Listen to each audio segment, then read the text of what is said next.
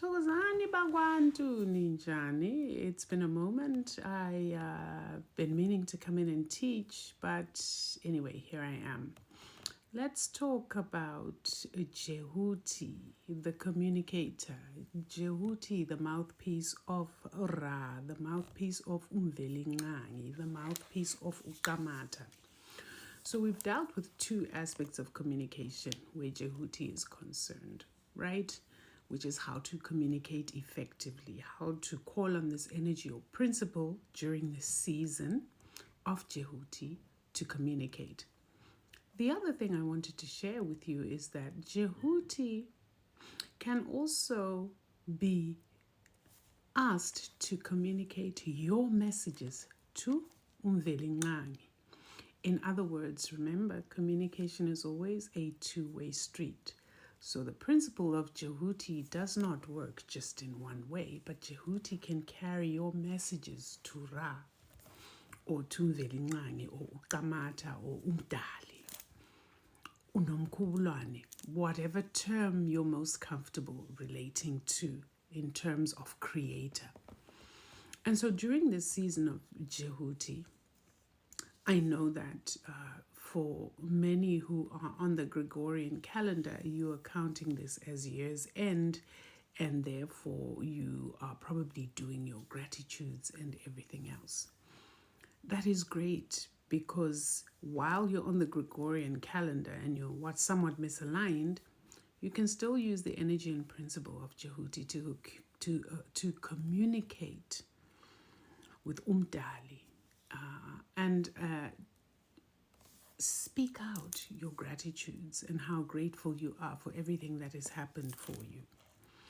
Even in times of trouble, it is very important to make sure you're always in gratitude, because gratitude is one of the highest frequencies. Gratitude is one of those emotions or energies in motion that can literally unlock untold wealth, untold value for you. Not just material, but in terms of the people you pull into your life, in terms of the experiences that you pull into your life. Gratitude above all else. And so I just wanted to come in and communicate that with you guys. Hopefully you are all doing well. And also to communicate during this season of Djehuti. A lot of you are getting yourselves prepared for the pagan holiday. That has nothing to do with us as Abantu. I'd ask you please to be careful of the prevailing energies. While I know many of you think that going to these services, inkonzo, zamabandla, abazalwane, are innocuous and they are good for you, there's actually a lot of spiritual ritualing that is happening over your head without you even knowing it, all the way from the initiators of this religion, which is the Catholic Church. Every single thing that is done is with intention, and the intention is to keep you spiritually and mentally enslaved.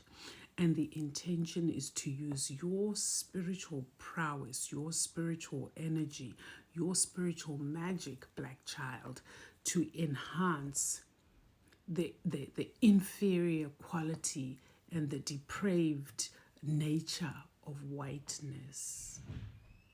A lot of you don't want to hear this. A lot of you will never want to hear this, because you come here defending the indefensible. However, my job, my mission, my mandate is always to speak the truth. And I would encourage you to do your own research so that this truth is something you can verify, not as something you heard from Kulunkanyezi, but as something that you then investigated for yourself. I ask you also this season, Bagwantu, to be very careful, because we are in the season of ritual killing. We are in the season of ritual sacrificing of humans. This is why this season we see a lot of inexplicable accidents. Not just accidents on the road, which are quite common, but we also see accidents that happen in the workplace, in the homes, things that just don't make sense with people transitioning before their time. There is no such thing as somebody who passes on and that is God's will. That is a fallacy. There is a time at which everybody goes. We're all going to go that way. This body will fade. This body will get tired and we will exit. However,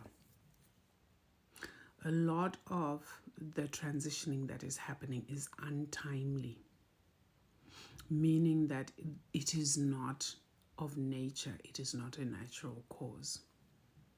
Please protect yourselves.